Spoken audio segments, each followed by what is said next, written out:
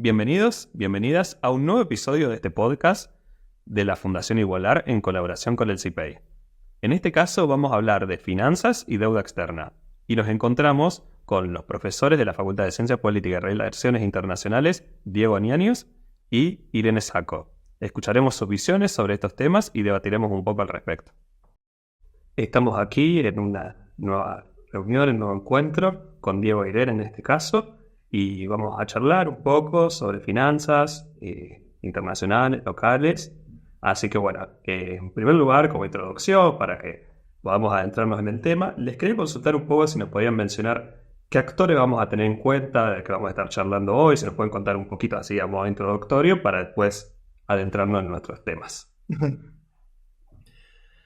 Bueno, básicamente supongo que la charla se planteó acerca de la deuda, la relación que tiene la Argentina con los distintos o las distintas modalidades de toma de deuda. Obviamente nosotros íbamos a considerar que hay algunas vinculadas a organismos multilaterales, otra deuda que el mismo gobierno emite y que cierra con bonistas privados, y otro tipo de deuda que es una deuda más de tipo bilateral, que es la que se puede tomar con otros gobiernos o con alguna agencia. Entonces supongo que ahí lo que vamos a tener en cuenta es la cuestión gubernamental, los organismos multilaterales. Seguramente Irene va a ampliar un poquito más esto, pero creo que los actores vienen por ese lado, ¿no? Perfecto. Más que nada era como para organizarnos un poco, conocer de quiénes vamos a estar hablando a continuación. Y en primer lugar, queríamos conocer un poquito más sobre la situación argentina vinculada con los bancos multilaterales de desarrollo, agencias, fondos, que Irene nos va a contar un poquito al respecto. Bueno, tal como comentaba Diego, es una de las instancias que tiene Argentina para la toma de ciertos préstamos. Cuando nosotros hablamos de los bancos multilaterales de desarrollo, estamos hablando de un grupo de organizaciones de tipo internacional que operan a nivel global, regional y a nivel subregional, y que, como lo dice su nombre, se orientan justamente a promover el desarrollo tanto social y económico de otros países, y lo hacen a través de la movilización de ciertos recursos e incluso a veces también con otras instancias como brindando distintos tipos de capacitaciones en materia de cooperación técnica, institucional y de conocimiento, esto en términos generales. En el caso puntualmente de Argentina, tiene una larga trayectoria con los bancos multilaterales de desarrollo. Digamos, si nosotros nos remontamos a la primera vinculación que tiene, estamos hablando del año 1956, donde Argentina ingresa a lo que era en ese momento el Banco Internacional de Reconstrucción y Fomento. O sea que si partimos de ese momento, estamos hablando de casi 68 años de vinculación de Argentina con estos organismos. Te consulto, el banco ese que mencionaste, ¿en qué contexto se enmarca? Bien, el Banco Internacional de Reconstrucción y Fomento se crea a partir de lo que se conoce como el orden de Bretton Woods, junto a lo que es el Fondo Monetario Internacional. Nace en ese momento con un objetivo específico de apoyar la reconstrucción de Europa después de la Segunda Guerra Mundial, y desde entonces ha ido cambiando no solamente su modalidad de financiamiento, sino que hoy por hoy integra una instancia un poco mayor, que es el Grupo Banco Mundial, y este banco es una de las instancias o de los grupos de las entidades que tiene para brindar financiamiento a ciertos países. Te vuelvo un pasito más atrás y nos puedes contar un poquito de qué se trata ese orden Bretton Woods. Así. Por supuesto. Bueno, después de la Segunda Guerra Mundial, promovido sobre todo por los países que salieron finalmente ganadores de la Segunda Guerra, incluso, sobre todo en Estados Unidos, se crea una conferencia monetaria para definir un poco el orden, por eso se llama orden de Bretton Woods, monetario y financiero a nivel internacional. En este contexto, como mencionábamos anteriormente, aparecen dos instituciones más importantes, una orientada a darle un ordenamiento de tipo monetario, del sistema monetario, que es el Fondo Monetario Internacional, y otro más orientado a brindar financiamiento, que es en ese entonces el Banco Internacional de Reconstrucción y Fomento. Ese orden ha ido cambiando, ha caído ya, y cuando hablamos incluso de estas modificaciones que ha habido, hablamos de lo que es la nueva arquitectura financiera internacional, proceso que se ha dado desde fines del siglo XX a principios del siglo XXI, en donde asistimos no solamente a digamos, cambios que se han dado en el régimen del Fondo Monetario Internacional, sino la aparición de nuevos bancos y regímenes internacionales de financiamiento, sobre todo a partir de la aparición del financiamiento global de China. Bien, perfecto. Entonces te dejo retomar en el banco. Bueno, y en el caso con Argentina, entonces, como decíamos, se trata de ya muchos años, y si nosotros tuviéramos que hacer un análisis de los últimos 10 años, digamos, incluso atravesando la época de la administración de Mauricio Macri, la administración de Alberto Fernández y el actual momento, podemos ver ciertas continuidades y otras discontinuidades, ¿no? Es decir, Argentina ha sostenido su vinculación con estos bancos, sobre todo con el Banco Internacional de Reconstrucción y Fomento, con el Banco Interamericano de Desarrollo, con CAF. Bien. Y con otras, como decíamos, otras agencias a nivel bilateral o fondos de desarrollo, no solamente Argentina, digamos, a nivel nacional, como grupo a través de sus ministerios o sus organismos descentralizados, sino también las provincias han salido a la búsqueda de estos empréstitos para desarrollar obra pública y también para financiar distintos programas de gestión pública. Bien. Ahí te quería hacer un par de preguntas. La primera de ellas, si nos puedes contar un poco más, por ejemplo, del BID y el CAF que mencionaste, todos bancos multilaterales, si nos puedes contar un poquito de qué se tratan, qué vinculación tenemos con la Argentina con ellos. Totalmente. En el caso del Banco Interamericano de Desarrollo, es un banco que, digamos, dentro de la literatura se conoce como un banco tradicional. Ahora vamos a ver por qué, pero es un banco que también Argentina forma parte de las décadas de los 60. Su vinculación ha estado desde entonces, siempre en todas las administraciones se pueden encontrar distintos proyectos financiados por este banco. Actualmente sigue operando, Argentina sigue teniendo operaciones con este banco. Y en el caso de CAF, la corporación que nace como la Corporación Andina de Fomento, en la década de los 60, Argentina forma parte de lo que hoy se conoce como el Banco de Desarrollo de América Latina a partir del año 2007. A partir de este año es que tiene distintos proyectos que financia. Si uno hace un recorrido del año 2019 a 2023, diciembre de 2023, que hay algunos estudios sobre eso con algunos proyectos, la cartera de proyectos que tiene Argentina con este banco asciende a un 13%, ¿sí? Casi al mismo nivel que Ecuador. Son los dos países que más financiamiento han obtenido de este banco. Perfecto.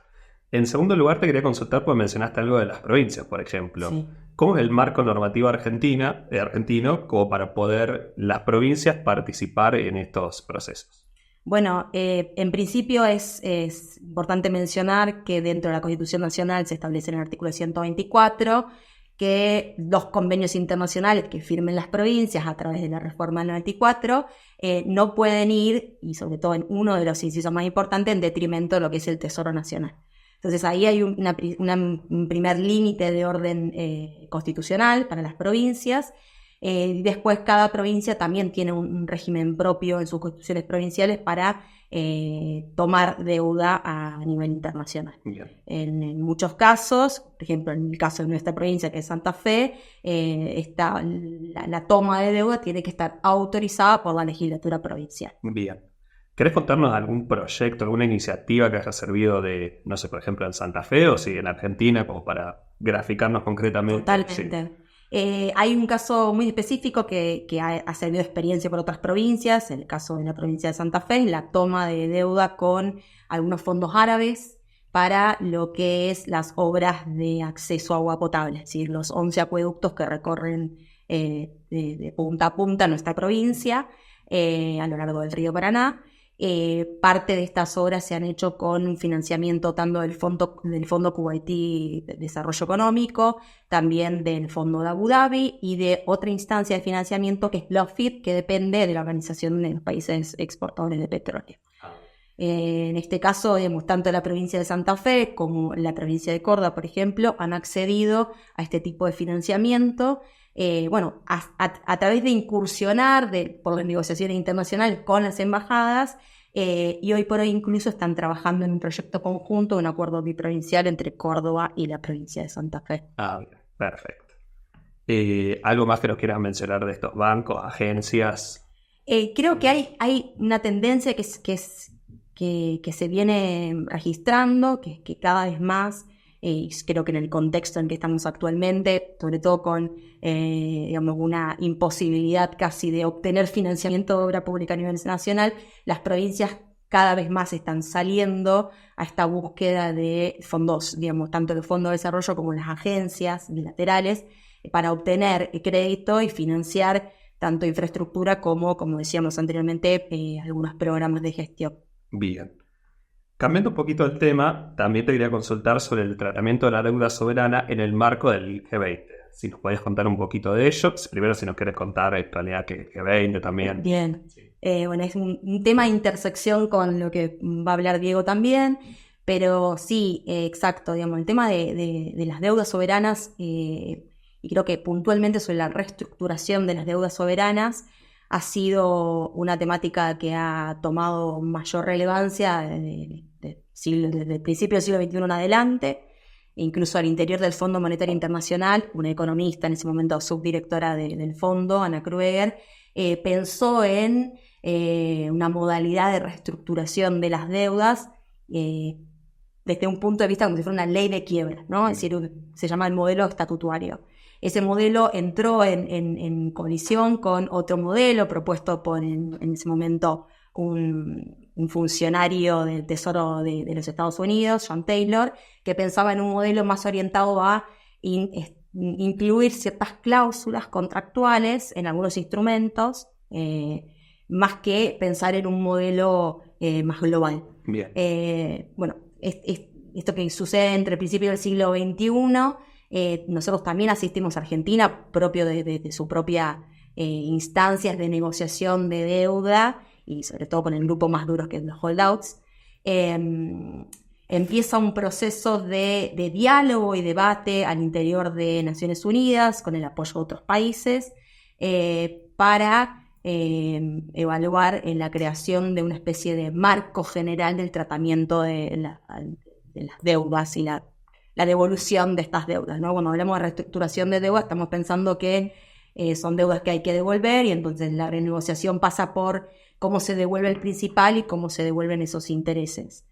Creo que lo más importante que podemos decir hoy, si bien ha avanzado una resolución en Naciones Unidas promovida por Argentina, no hay hoy por hoy un marco global para el tratamiento de las deudas, y asistimos a una posibilidad de ver cómo puede ser el tratamiento dentro de la próxima cumbre en el G20, que va a ser en Río de Janeiro. Incluso el año que viene se celebra la conferencia de financiamiento internacional de desarrollo en España, y creo que estas dos son instancias que muchos expertos y analíticos de este tema proponen para seguir llevando estos temas a estos foros. Perfecto.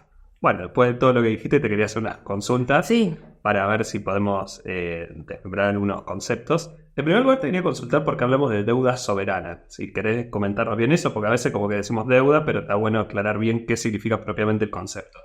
Bueno, lo mismo digo, supongo que va a profundizar un poco más este tema, pero estamos hablando de las deudas que contrae un Estado. Bien. Estamos hablando de Estado nacional. Estado a nivel nacional, bien. Exacto. Que tienen distintos frentes, ¿no? Digamos, los acreedores, nosotros decimos los acreedores privados, acreedores públicos, entre los que entran, por ejemplo, los bancos multilaterales de desarrollo, y el Club de París.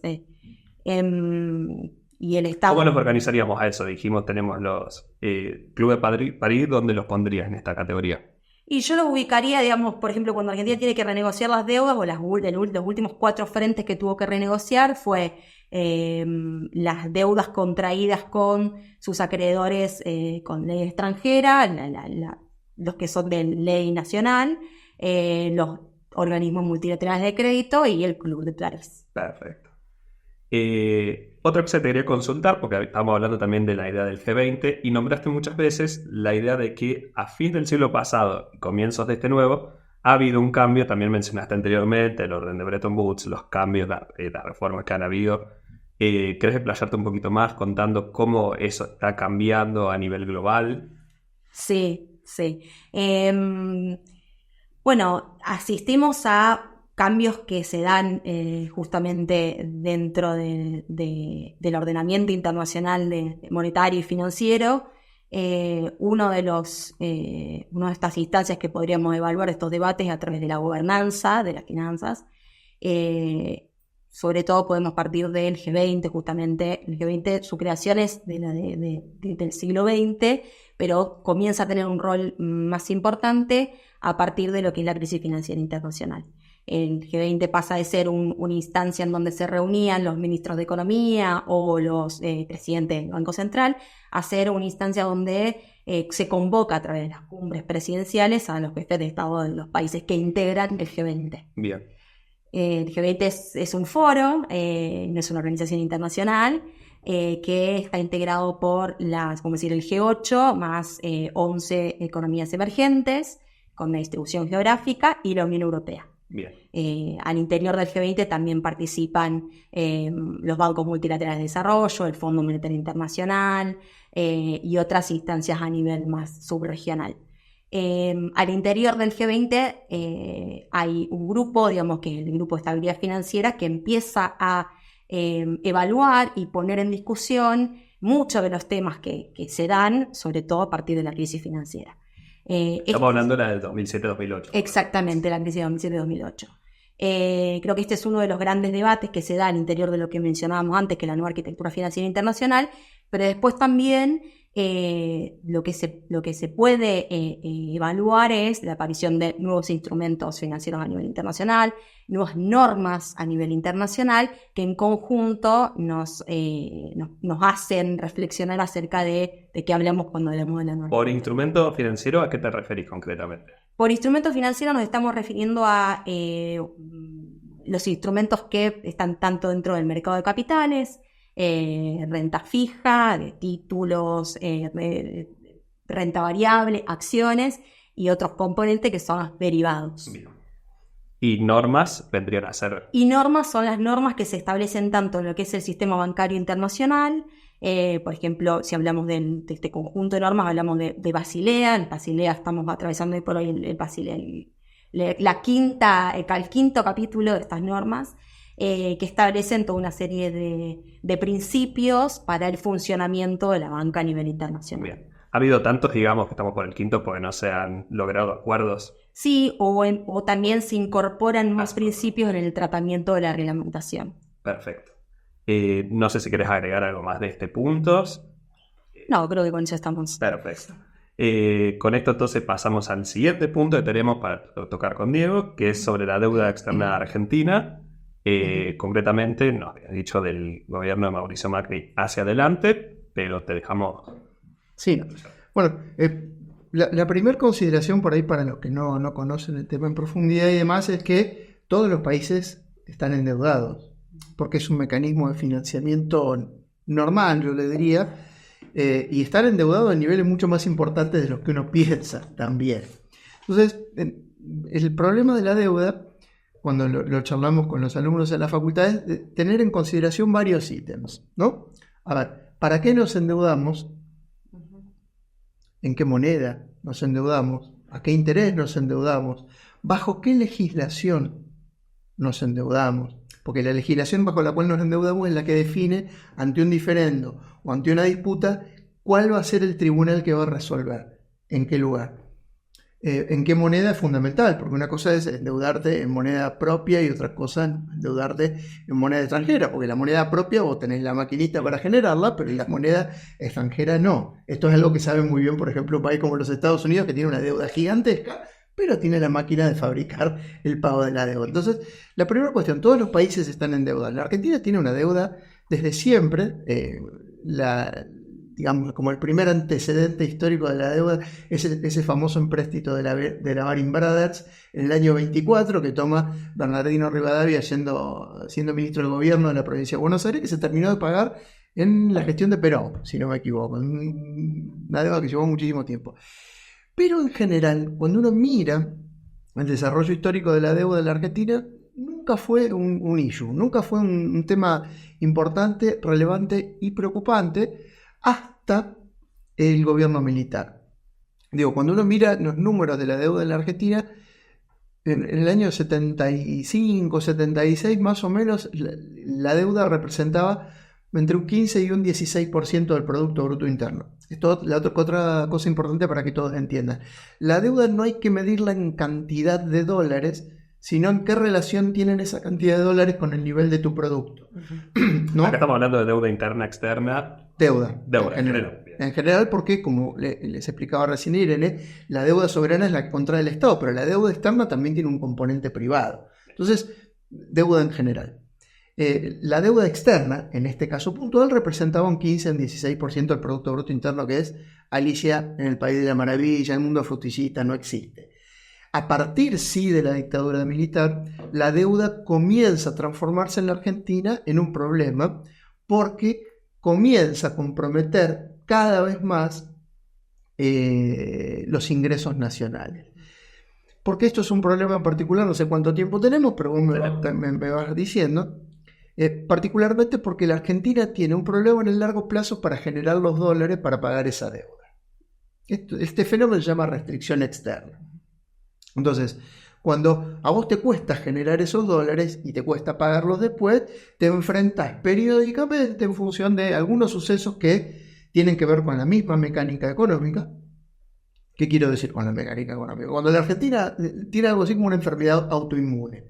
Cuando la Argentina empieza a crecer, empieza a aumentar su demanda de importaciones. Necesita muchas cosas más para producir, que las tiene que comprar en el exterior. Y a su vez comienza a demandar mucho más de los productos exportables, porque la Argentina produce fundamentalmente wage goods, o la parte más importante de su canasta exportadora. Los wage goods, son los bienes salarios. Entonces, comienza a demandar más de lo que exporta. Entonces, exporta menos e importa mucho más. Eso hace que comience a tener problemas para ver cómo financiar eso, porque entran menos dólares y salen muchísimos más. Esa misma dinámica económica hace que la Argentina cada 3 o 4 años ingrese en esa secuencia. Después hay fenómenos que son incontrolables, ¿no? Alguna reversión de los flujos globales, el funcionamiento de la economía internacional. Entonces, cuando se enlentece la demanda de la economía internacional de los productos argentinos, también tenemos un problema. Y tenés algunos sucesos que están vinculados a fenómenos naturales. Tenés una mala cosecha, por ejemplo, o te enfrentás a que los precios de los productos que vos vendés, que no los fijas vos, sino que se fijan en mercados internacionales, pueden tener un proceso de baja. Entonces, todo eso hace que la Argentina esté muy expuesto en términos de divisas. Entonces, hay dos maneras de pilotear esas cuestiones. O vos administrás muchísimo los dólares que tenés, o te endeudás. Porque no hay modo, o sea, no hay manera de hacerlo de otra manera. Entonces, administrar el tipo de cambio o administrar el mercado cambiario significa establecer restricciones, esto que la gente conoce popularmente como cepo y demás, o tomar deuda de manera permanente para financiar ese inconveniente que vos tenés. Entonces, esas son las decisiones que han ido tomando las administraciones. A partir de la dictadura militar, algunos gobiernos en la Argentina, no todos, eso es cierto también, han tomado la decisión de financiar ese inconveniente de manera permanente a través del endeudamiento. El problema es que a su vez habían habilitado otros mecanismos que permitían que esos mismos dólares que entraban para sostener el funcionamiento de la economía salieran del país por otras vías. Entonces, este mecanismo que se llama fuga de divisas o formación de activos externos, en vocabulario un poco más técnico, hacía que todos esos dólares que venían por deuda también desaparecieran. No estuvieran en puentes, en caminos, en puertos, en contar un poco más empresas. cómo sería ese proceso, digamos? Claro, los países normalmente tienen, por ahí en eso puede ser muchísimo más específica, pero tienen algunos tipos de barreras que garantizan que no sean un colador, que los capitales no entren y salgan libremente, sino que exista cierta estabilidad, porque esa estabilidad es la que te permite también una estabilidad interna de la economía. Normalmente, en estos procesos que yo describía recién, una de las cosas que se hacían es voltear esas barreras, desregular. De hecho, el mundo eso lo viene haciendo por lo menos desde fines de la década del 70, comienzo de la década del 80. Por eso tenemos la crisis que tenemos en 2008 y 2007-2008, pero, entre otras cosas, tenemos entre comienzos de los 80 y 2008-2009 la acumulación de crisis financieras y de balanza de pago más grande de la historia de la humanidad. Jamás en la historia del mundo había habido tantas crisis. Vos empezás a contar, tenés la deuda de todos los países latinoamericanos en el 82, 85 tenés crisis, 87 tenés crisis.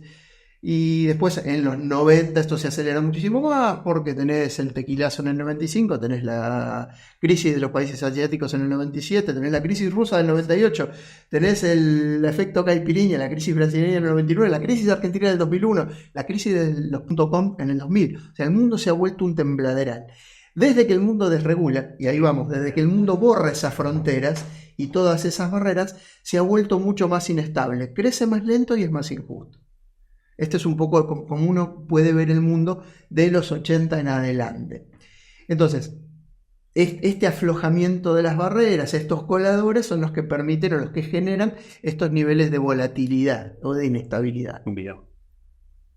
Esto lo asocias también a la globalización, flujos de capitales que pueden movilizarse mucho más fácilmente. Claramente con esto, y claramente esto se fortalece muchísimo más a partir de fines de los 80, cuando se resuelve, digamos, esta disputa a nivel global entre los dos grandes modelos y obviamente emerge una potencia hegemónica que traslada su modelo de negocios y de administración financiera a la arquitectura financiera global. Entonces el mundo se ha vuelto mucho más inestable en este sentido, ¿no?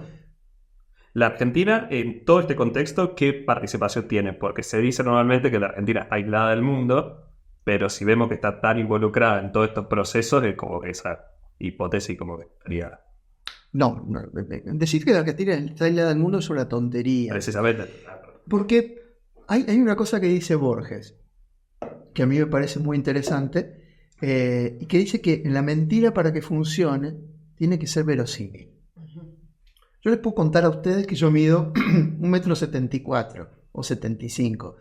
Y ustedes me mirarán y dirán, el gordo me miente, puede ser, tiene alto el taco de la zapatilla. Si les digo que mido 2,20 m, está claro que estoy mintiendo. Entonces, cuando dice Argentina está aislado del mundo, es una soncera.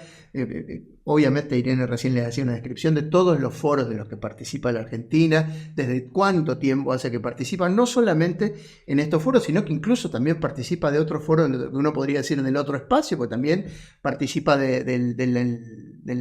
digamos, la ruta de la seda. Bajo ningún punto de vista la Argentina está alejada, ni ha estado alejada jamás del mundo. Esto no es cierto. Bien.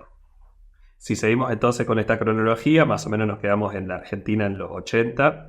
¿Cómo la continuarías para llegar a nuestro tema de seguridad? Bueno, en tema de particular de endeudamiento, nosotros hemos observado algunos mecanismos perversos que aparecieron en la dictadura militar que se replican después en algunas administraciones del mismo tipo. Fundamentalmente vinculado a que la Argentina ha tomado la decisión, o los gobiernos han tomado la decisión de ir por el camino del endeudamiento. Y no cualquier endeudamiento, esto es muy importante también, porque en la Argentina, a partir de la dictadura militar, ocurren dos cosas. Primero, que el endeudamiento pasa a ser mayoritariamente del Estado, porque hasta ese momento las empresas tenían una importancia mucho mayor, y esto cambia lo que se llama el perfil de la deuda, y cambia también, se pasa a estar endeudados de instituciones bancarias y financieras a estar endeudados con organismos. Y esto cambia también de nuevo el perfil de la deuda de la Argentina, particularmente porque los organismos lo que hacen es ponerte condiciones.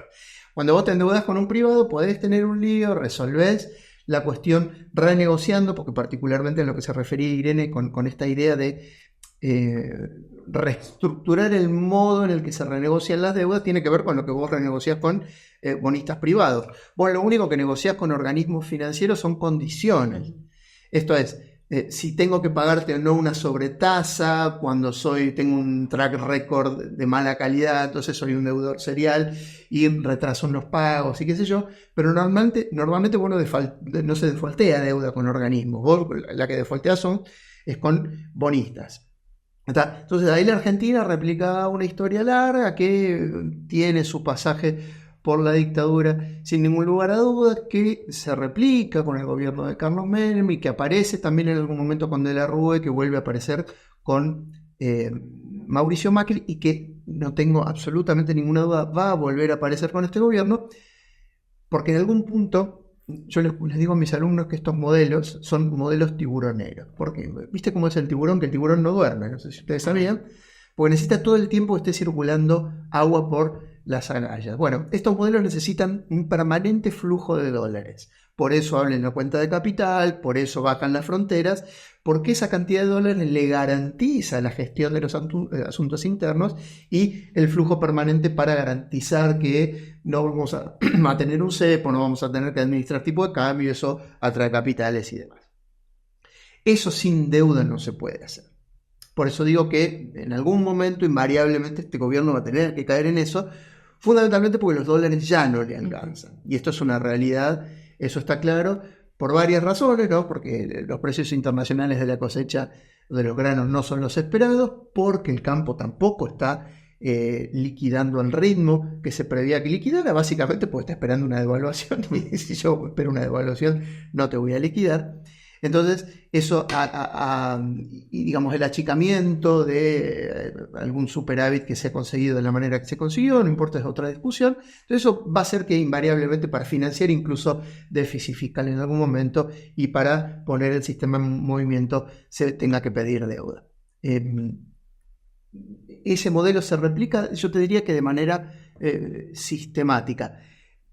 Sí es cierto que durante el gobierno de Mauricio Macri ahí se produjo un episodio que es como un episodio que se destaca dentro de lo que es la tradición de endeudamiento que tiene la Argentina con el fondo. La Argentina con el fondo tiene una relación de fines de la década del 50, el 57, creo, si no me equivoco, entra el fondo, el primer préstamo lo toma en el 58, en el gobierno de Frondizi, y a partir de ahí la Argentina ha tenido... ¿Querés contar en ese momento qué funciones tenía el fondo? Porque creo que no son No, son las mismas, no es que ha variado. Normalmente un prestador de última instancia, tasas bajas, eso es lo que hace el fondo.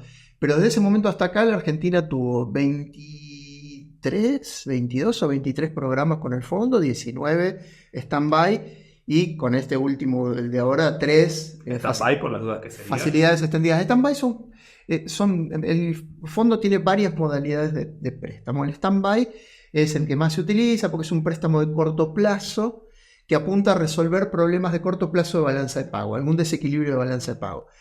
Los préstamos de facilidades extendidas, que son los poquitos que ha tomado la Argentina, pero particularmente el que tomó Macri, y después, si tenemos tiempo, explicamos por qué se destaca tanto, son préstamos que tienen un periodo de repago entre 4 y 10 años y que generan un conjunto de obligaciones en función de que vos te comprometés a cumplir con un pool de normas y de objetivos macroeconómicos, ¿no? Acumulación de reserva, nivel de tipo de cambio, inflación y algunas reformas estructurales también. Bien. Que ahí por ahí viene la cosa. Perfecto. Tasas bajas, condiciones altas, podríamos decir. Exactamente. Bien.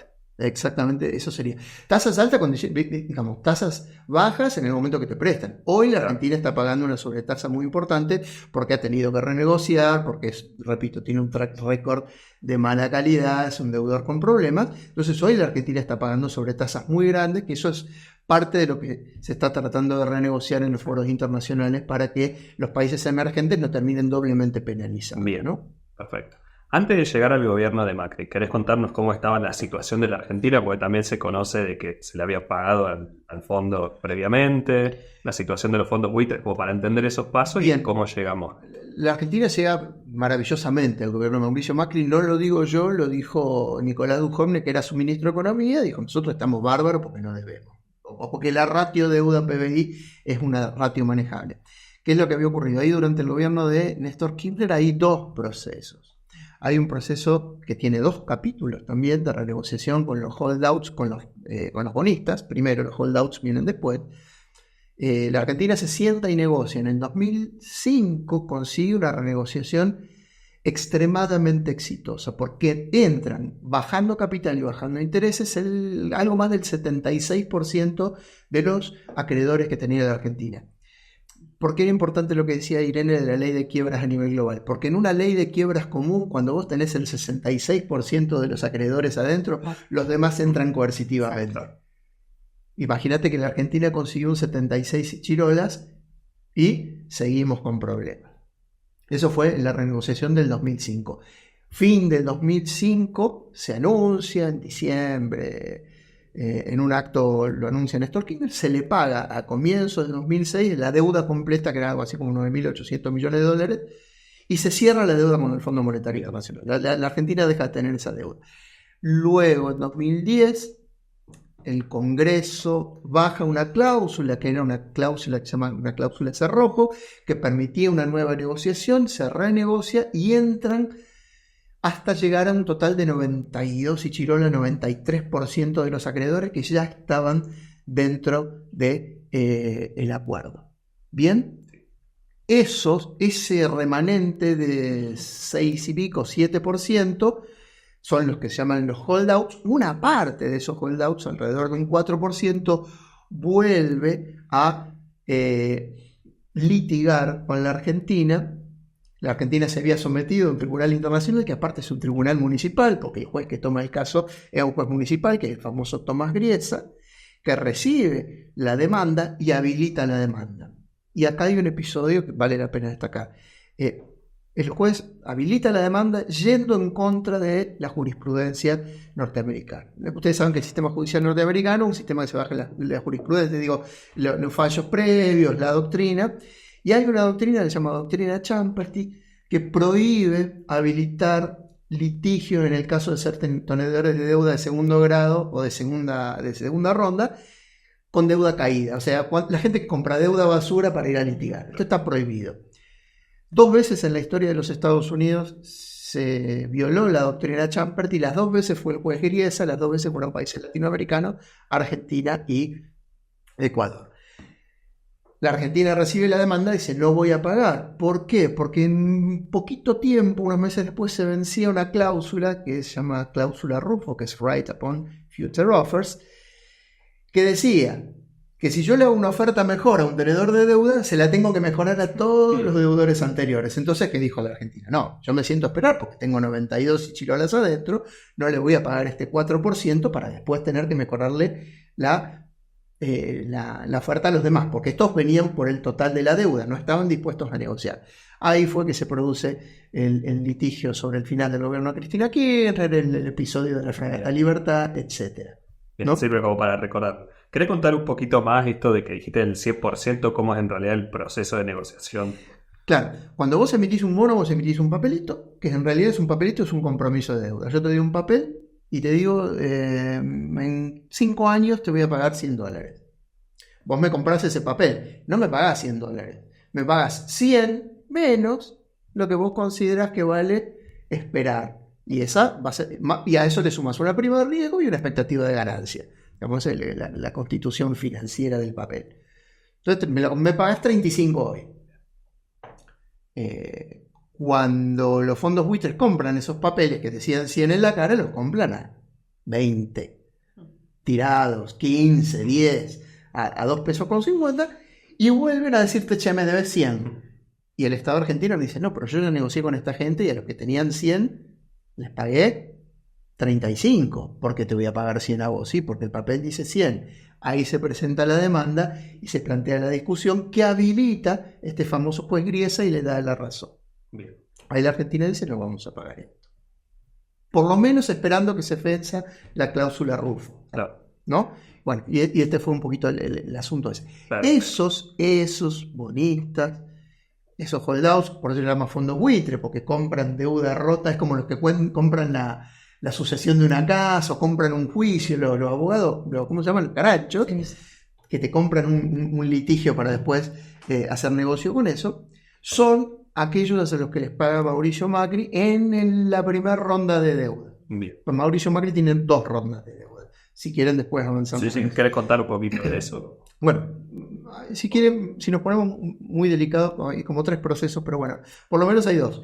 El primer endeudamiento, que va de diciembre de 2015 a mayo, no, poquito antes, a los primeros meses del 2018, yo diría los últimos de 2017, básicamente 2016 y 2017, es deuda que el gobierno argentino toma en el mercado voluntario de capitales, bonistas, emite deuda y empapela el planeta, por un monto cercano a los 100.000 millones de dólares. O sea, fue una locura lo que se hizo en esos 100 años. Porque nos acordamos del arreglo con el fondo, que eran 56.300, pero se tomaron 100 antes, incluida esta deuda de 100 años, ¿no? Recuerden. Entonces, mientras los mercados prestaron, la Argentina se endeudó brutalmente, a tal punto se endeudó brutalmente que fue el país emergente que más se endeudó, por ejemplo, muchísimo más que China, que es un país gigantesco. Pregunto, ¿qué legislación y monedas se endeudaban Siempre moneda extranjera. A ver. Sí. Salvo algunas deudas tomadas, de deuda flotante tomada a través de lo que se llama el déficit cuasi fiscal, a través de instrumentos que ofrecía el Banco Central y demás, que hay una parte de eso que eran las LELIQs y demás, ¿no? La bomba sobre la cual el gobierno se montó para tratar de que no se le fueran todos los depósitos al dólar, o los excedentes en pesos al dólar. Esa es la primera etapa. Por una reversión de flujos globales, que es lo que suele ocurrir en estos momentos. El mundo le deja de prestar, te dice, mira, ahora no te presto más, y si vos no tenés un flujo permanente, no funcionás, el modelo capota, puesto como el tiburón se queda quieto, el tiburón se muere, inmediatamente hubo que salir a pedir moneda. Imaginemos el contexto, recordemos el contexto. Macri había ganado las elecciones legislativas de 2017 con una paliza importante al peronismo. O sea, termina 2017 en la cresta de la ola, habiendo ganado las legislativas de medio término, habiendo crecido, es el único año de la gestión de Mauricio Macri que el país crece, 2017, y además un hecho importante, que había bajado sensiblemente la inflación. Entonces era como un año ideal, pero obviamente cuando se te cae el financiamiento en el modelo tiburonero tenés que salir a pedir plata. Y eso fue lo que ocurrió con el Fondo Monetario Internacional a comienzos de 2018. ¿Por qué es tan destacable? Porque la Argentina recibe un préstamo que va muy por encima de lo que tendría que haber recibido. ¿Y esto por qué? El fondo tiene una característica. Si digo alguna cosa poco clara, por ahí Irene me puede corregir. En el fondo, todos los países no valen un voto. Los votos de los países tienen peso en función de la cuota parte que pagan. Estados Unidos tiene una cuota parte cercana al 17%, por lo cual todas las decisiones importantes que se toman con el 85% de los votos tienen que tener la participación de los Estados Unidos. La Argentina tiene menos del 1%, calculo yo, una cosa mínima, y vos podés recibir financiamiento en función del volumen de tu cuota parte, ¿no? Lo que podía recibir la Argentina por facilidades extendidas. En esa situación eran más o menos 22.000 millones de dólares, le dieron casi 60. Le dieron un préstamo extraordinario. ¿Puede el fondo hacer esto? Sí. Tienen que haber algunas condiciones. Las condiciones es que la Argentina tiene que estar pasando una crisis terminal, el país tiene que estar pasando una crisis terminal, tiene que ameritar ciertas circunstancias, tiene que existir capacidad de repago, el país tiene que mostrar que tiene capacidad de pagarlo, etc. Ninguna de esas condiciones estaba. Salvo que la Argentina tenía una crisis. Pero después la capacidad de repago, en el mismo documento del fondo, aparece claramente que era poco probable que ocurriera. No importa. ¿Por qué se da ese préstamo? Y ahí viene la política. El gobierno de George Bush toma una decisión política de habilitarle este préstamo para que Mauricio Macri pudiera llegar con aire para ganar las elecciones. No lo digo yo. Lo dijo Mauricio Clavarcarone, que en ese momento era el representante de los Estados Unidos en el fondo. Luego, ya que estamos en el tema, presidente del BID, del Banco Interamericano de Desarrollo, en una operación absolutamente vergonzosa del gobierno de los Estados Unidos, que puso como presidente del BID a un norteamericano, cosa que no había ocurrido nunca, pues la tradición decía que siempre era un latinoamericano y el 2 era un norteamericano. Bueno, BID, después de Clavarcarone terminó expulsado por los aires porque tuvo un amorío con una empleada, le aumentó el sueldo y le pegaron un patadón, todavía está volando Clavarcarone, pero en su momento fue parte del equipo negociador de los Estados Unidos del préstamo argentino y dijo claramente en una entrevista, esto lo pueden buscar, Trump nos dio la orden de que habilitáramos el crédito para que Macri llegara a fin de mandato en buenas condiciones y ganara las elecciones, bueno, cosa que finalmente no ocurrió. Pero el volumen del crédito es absolutamente inédito para la Argentina. De hecho, la Argentina en ese momento, no recuerdo el número exacto, pero tenía algo así como no sé si el 60 o el 70% de la capacidad prestable del fondo sí. En ese momento, y obviamente es la deuda más grande que toma la Argentina en su historia, por lo menos de una única vez. Digo, fue una cosa absolutamente escandalosa por la manera en la que se tomó y porque además no se cumplieron con los procedimientos establecidos por la legislación. No pasó por el Congreso, no se tomó en cuenta el informe del Banco Central. Digo, hay muchas cosas que están muy poco claras. Cuando uno lee la auditoría de ese préstamo, se da cuenta que se tomó en condiciones absolutamente irregulares. ¿Nos querés contar un poco de cómo se consistía ese préstamo? O sea, ¿en qué plazo se pretendía devolverlo? Facilidad extendida común, con algunos años de gracia, luego empezás a pagar la deuda hasta los 10 años, con condicionamientos acerca de cuáles son tus objetivos de política macroeconómica, ¿no? Bien. ¿Cuál tiene que ser tu nivel de inflación? ¿Cuál tiene que ver tu nivel de acumulación de divisas, de reservas? ¿Cuál tiene que ser tu nivel de tipo de cambio? Y el fondo realiza periódicamente, por una cláusula que es el capítulo 4, revisiones periódicas que son trimestrales, pero si no me equivoco, donde vos tenés que demostrar que cumplís. Argentina no cumplió con ninguna, no pasó una sola revisión del fondo, de ninguna de las revisiones que hubo durante el gobierno de Mauricio Macri, por lo cual el fondo permanentemente realizó una cosa que nosotros podemos decir algo así como una vista gorda, pero en términos como es en el tenis. ¿Cómo se usa esto cuando vos le dejás pasar la...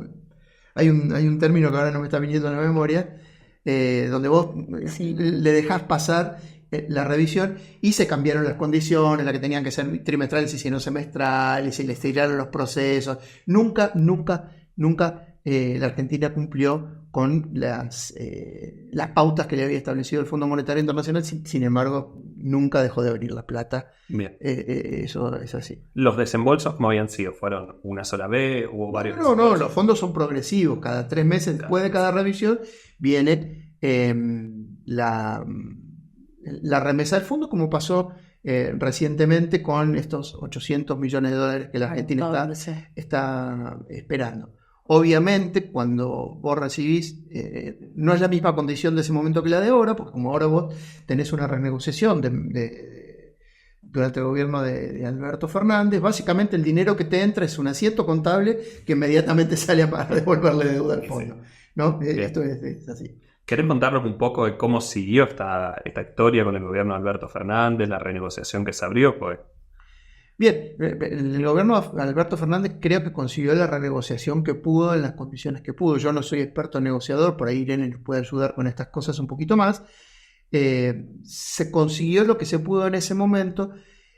Básicamente la hipótesis de máxima de la Argentina, que era estirar mucho el plazo de pago, básicamente modificando el estatuto, porque la Argentina en su momento lo que pedía es la modificación del estatuto para pedalear el pago hacia adelante y para eliminar las sobretasas nones. Eso no funcionó. Sí se logró estirar o como renovar en facilidades extendidas hacia adelante. ¿Querés contar un poquito qué son las sobretasas?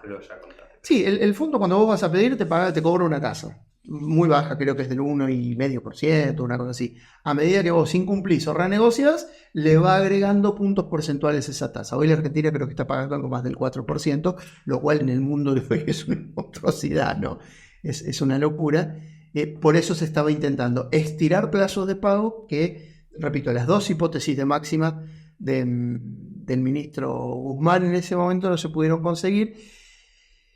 Una de las propuestas me parece que está ahí dando vuelta, que es la creación de un fondo de resiliencia que permite que el fondo, cuando tiene algunos fondos de excedentes que distribuye entre algunos países, se cree un fondo que permita financiar a países como la Argentina en estas situaciones. Eso está ahí en un limbo. La discusión de la sobretasa me parece importantísima. Yo espero que eso en algún momento se pueda discutir. Las otras cuestiones me parece que no se han podido hacer.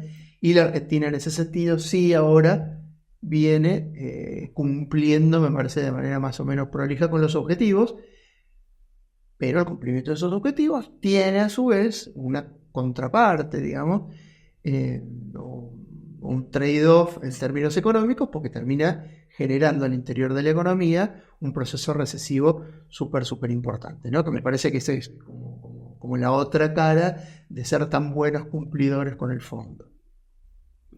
Entonces, si querés volver y contar un poquito más de la renegociación y cómo sigue hasta el presente. No, la renegociación hecha por el ministro Guzmán es la que sigue hasta el presente. Eso no ha cambiado. Lo que sí aparentemente podría cambiar en estos días, y ahí me tienen que ayudar los relacionistas, porque yo tengo algunas dudas con respecto a qué es lo que puede ocurrir. De hecho, estuve charlando ayer a la mañana con una profe que ya estuvo participando acá, que es Anabel Abuso, preguntándole, ¿no?, cómo veía esta cuestión. El gobierno está intentando acercarse al fondo para buscar financiamiento fresco, por fuera de facilidades extendidas, conseguir otra línea de financiamiento, porque obviamente, como les decía recién, las divisas no le están alcanzando. La pregunta es, ¿Biden antes de irse va a aflojar la billetera sabiendo que hay elecciones muy pronto? ¿Cuál va a ser la reacción de Trump si gana las elecciones, como todo parece indicar que va a ocurrir? ¿Cuál va a ser la relación con Javier Milei? Porque hay una cosa clara en las relaciones con Estados Unidos, si quieren después Irene amplía. Las relaciones personales pueden ser excelentes, la plata es otra cosa. Quiero decir, con Mauricio Macri las relaciones personales eran excelentes y jugábamos al golf. Pero cuando hubo que meterle 70% de arancel al biodiesel argentino y eliminar las exportaciones de biodiesel argentino a los Estados Unidos, se hizo. Entonces, una cosa son las cuestiones personales y otra cosa es la discusión de los intereses nacionales, que no es una cosa patriotera, es una cuestión de seguridad económica, y en los países grandes eso lo tiene muy claro. Una cosa que mencionaste, un concepto, son fondos frescos. ¿Querés desarrollar un poquito y contar de qué se trata? Básicamente dólares, que te presten dólares para poder... Nuevos por fuera de las facilidades extendidas sería. El crédito que ya tenés, que te presten dinero, porque obviamente eso sí está claro en el mundo. La Argentina no tiene acceso al mercado voluntario de capitales y nadie en su sano juicio le prestaría hoy a la Argentina en estas condiciones que, repito, en términos económicos son muy preocupantes, porque la Argentina está generando una situación de recesión que claramente marca que no está en condiciones de devolver ningún préstamo, sino por cuestiones políticas. El gobierno, si bien consiguió un éxito con la aprobación de la ley base en el Senado, yo te diría que lo que dejó de mostrar esta negociación en el Congreso es que es un gobierno que tiene grandes dificultades para constituir mayorías políticas, particularmente mayorías legislativas. Entonces, es muy poco probable, cuando vos tenés tanta exposición política y tanta exposición económica, alguien cometa la locura de venir a poner un peso acá, por más amigo que vos seas. A ver, simplemente un ejemplo que le doy siempre a mis alumnos. Vos imaginate que les propongo a ustedes hacer un negocio y les financio el capital a tasa 0, 20 años, 5 años de gracia, les pago la mano de obra, les cobro al 50% los bienes de capital. O sea, prácticamente les regalo la inversión, pero tienen que poner una heladería en la base Vice Comodoro Marambio, en la Antártida. ¿Ustedes lo harían? ¿Vos pondrías una heladería? No. Pero te estoy regalando el capital, te estoy financiando a tasa cero, te regalo la mano de obra, te regalo los bienes de capital. ¿Cómo con todas esas condiciones vos no querés invertir ahí? ¿Por qué? ¿Por qué no pondrías una heladería? No es confiable. No es seguro. ¿Por qué no pondrías una heladería en la Antártida? Viable totalmente, aparte de la Antártida. ¿Por qué no le voy a vender una heladería? Bueno. Porque si las condiciones para la inversión fueran en un mercado de trabajo flexibilizado, salarios bajos y baja presión impositiva estatal, Belice, Nicaragua, Guatemala, El Salvador, toda el África subsahariana serían las mecas de la inversión. Y nadie gasta en esos países. ¿Sabes dónde gastan? En Alemania, en Dinamarca, en Estados Unidos, donde los impuestos son altos, donde el Estado te persigue y donde los trabajadores son caros. ¿Sabes por qué? Porque ahí sí podés vender. Entonces, eso hace que sea poco probable que hoy alguien invierta en la Argentina. A menos que estés pensando en un modelo a la sudeste asiático en los 70, 80 y 90, que produzcas y vendas todo en el exterior. La pregunta es a quién le vas a vender hoy con el mundo en estas condiciones. Esa es otra discusión más larga. Como para ir cerrando, les quería preguntar también sus reflexiones de qué piensan de sus proyecciones de cara al futuro, todo lo que estuvimos hablando. en términos locales. Sí, recién con el comentario que hacía recién Diego sobre el programa Facilidades Extendidas, que faltan 2 revisiones que se van a cumplimentar este año, y respecto de los fondos frescos que él también mencionaba, y para hacer una intersección de temas, e incluso respecto de los bancos multilaterales de desarrollo, por lo menos las noticias que tenemos de abril en adelante, es que el gobierno, a través del Ministerio de Economía, estaba pisando los créditos y el financiamiento y los desembolsos que entran con programas que ya estaban arreglados, muchos de esos van a las provincias, y ahí hay una disputa entre algunos gobiernos y el gobierno nacional, está pisando para utilizar esos fondos para operaciones no tradicionales, podríamos decir, porque quiere apuntalarlos a su programa económico, es decir, que dejar de dárselo a las provincias para frenarlo con otros intereses, digamos, a nivel nacional. Eso también, lo cual supone una disputa a nivel nacional y que no se estarían orientando especialmente a lo que estos proyectos tienen que desarrollar.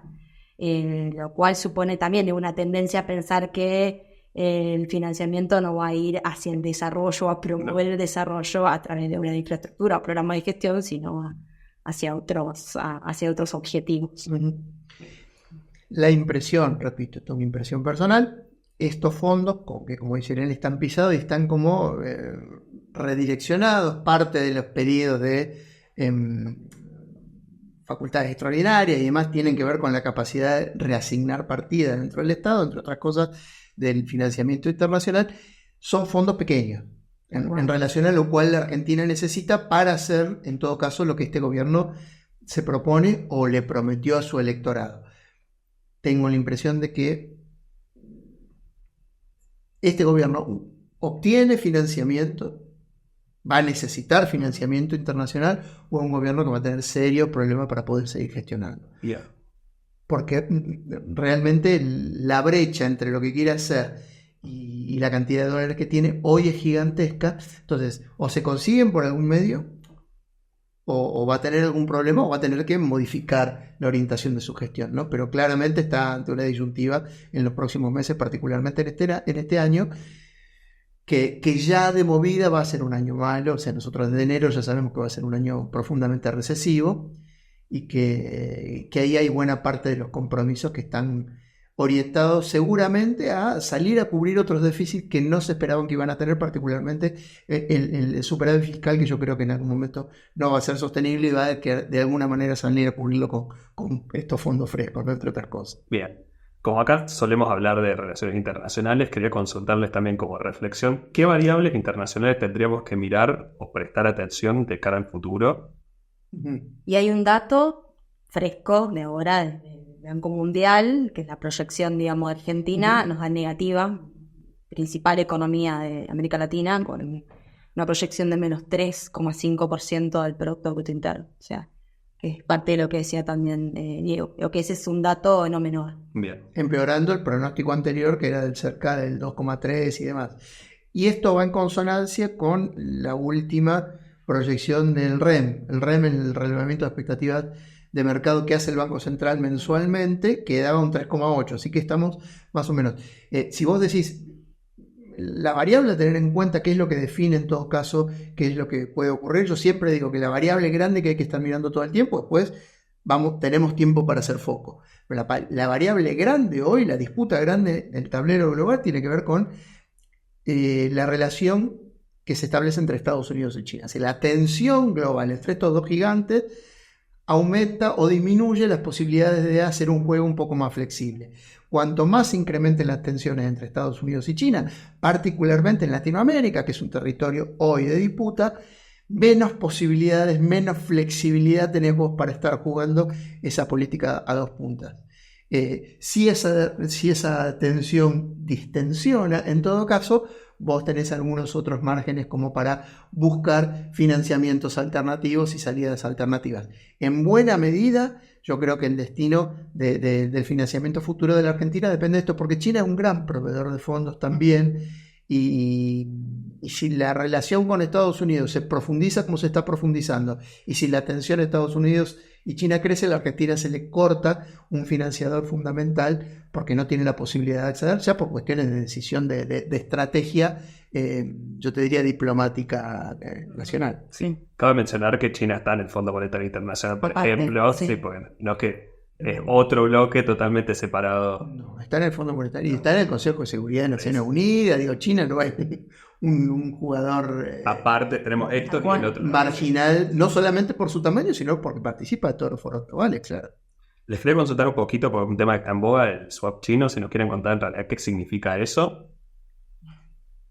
Es básicamente un préstamo de monedas que te hace, que está ahí disponible para que vos utilices, y si lo utilizás tenés que pagar un interés, pero le garantiza a la Argentina por lo menos tener disponibilidad de fondos ante la necesidad. Y swap, ¿por qué el término es en Es particular? un nombre pusilla. Sí, veamos. Es un...